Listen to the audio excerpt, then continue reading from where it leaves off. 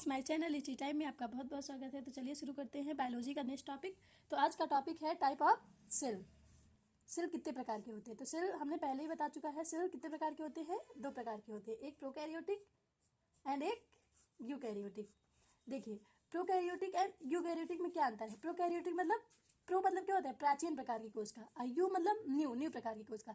जैसे कि हमारी ह्यूमन बॉडी में कौन सी किस प्रकार की कोशिका पाई जाती है? यूकैरियोटिक पाई जाती है। और जो एक ही कोशिका से मिलकर बने होते हैं, जैसे कि बैक्टीरिया हो गया, माइकोप्लाज्मा हो गया, ब्लू ग्रीन एल्गी हो गया, तो इसमें कौन सी किस प्रकार की कोशिका पाई जाती है? प्रोकैरियोटिक। जैसे कि ह्यूमन है, हमारे शरीर में यूकैरियोटिक कोशिका, एनिमल्स है, प्लांट हो गया, इसमें यूकैरियोटिक पाई जाती है कोशिका।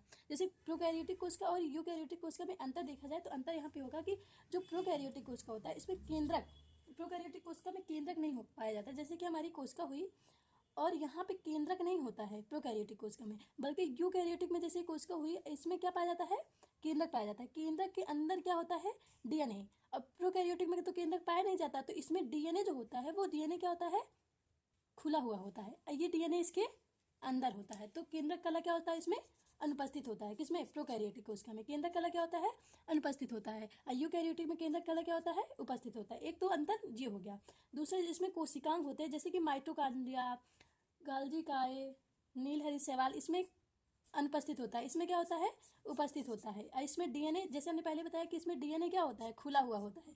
और इसमें डीएनए क्या होता है? केंद्रक के अंदर होता है। और इसमें 70S प्रकार की राइबोसोम होता है। इसमें 70S व 80S प्रकार की राइबोसोम होता है। किसमें? यूकैरियोटिक कोशिका में। प्रोकैरियोटिक कोशिका में 70S प्रकार की राइबोसोम पाया जाता है। जैसे इसमें माइटोकॉन्ड्रिया, गाल्जी काय आदि अनुपस्थित होता है। किसमें? प्रोकैरियोटिक कोशिका में। इसमें क्या हो जाता है?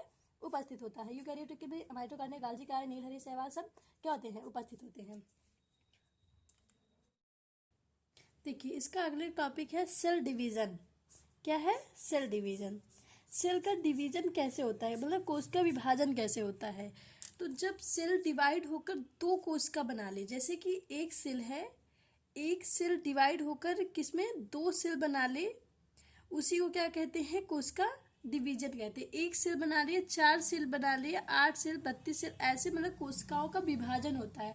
और जब कोशिकाओं का विभाजन होता है तभी तो बॉडी का निर्माण होता है। तो जब सेल डिवाइड होकर दो नई कोशिकाओं में विभाजित हो जाए तो उसी को क्या कहते हैं? कोशिका विभाजन कहते हैं। और कोशिका विभाजन दो प्रकार से होता है, एक समसूत्री विभाजन और एक क्या है? अर्धसूत्री विभाजन। कौन सा? एक समसूत्री विभाजन, एक अर्धसूत्री विभाजन। मतलब एक माइटोसिस एंड दूसरा क्या है? माइकोसिस। इसको समसूत्री विभाजन को क्या बोलते हैं? माइटोसिस। क्या? माइटोसिस।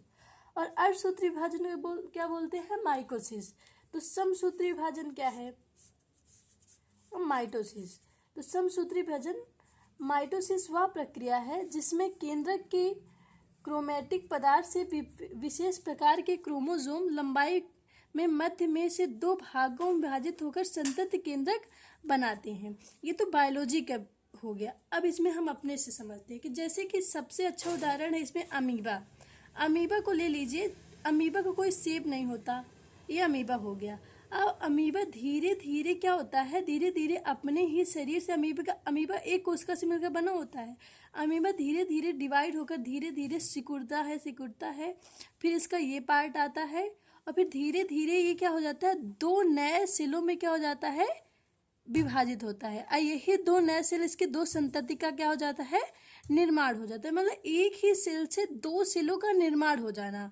और ये जो समसूत्री विभाजन जो होता है, ये अपने मतलब इसका आकार, इसका पूरा शेप क्या अपने माँ के समान होता है। मतलब पूरे किसकी तरह लगेगा? ये जैसे इसकी माँ है वैसे इसके बच्चे होंगे। जैसे कि हम रोज होता है, रोज गुलाब को ले लीजिए, कमल को ले लीजिए, ऐसे फूल होते हैं जैसे गुलाब होते हैं सेम दूसरा गुलाब भी वैसे ही होता है ना। तो इसमें किस प्रकार की डिवीजन होता है? समसूत्री विभाजन होता है, माइटोसिस होता है। और देखिए अर्धसूत्री विभाजन।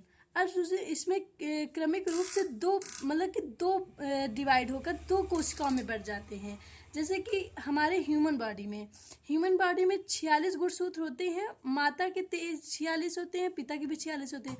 तो इन दोनों का विभाजन होता है। 23 जोड़ी, मतलब दोनों के मिलकर से मिलते हैं और दोनों से अलग अलग प्रकार से डिवाइड होकर बनता है, और जो उसकी संतान उपस्थित होता है सेम उसकी तरह थोड़ा थोड़ा बहुत चेंजेस क्या होता है। तो इसको क्या क्या क्या बोलते हैं, अर्धसूत्री विभाजन। इसमें कोशिकाओं का डिवीजन होता है, इसमें कोशिका डिवीजन नहीं होता बल्कि उसी कोशिका का नई कोशिकाओं में बढ़ जाता है। ठीक है, तो ये हो गया हमारा समसूत्री विभाजन और ये हो गया हमारा अर्धसूत्री विभाजन। Thank you. इसकी नेक्स्ट वीडियो अगले पार्ट में आएगी। Thank you so much. अगर हमारा चैनल आपको पसंद आ रहा है तो प्लीज़ हमारे चैनल को सब्सक्राइब कीजिए, लाइक कीजिए और शेयर करना बिल्कुल भी मत भूलिएगा। Thank you so much for watching the video.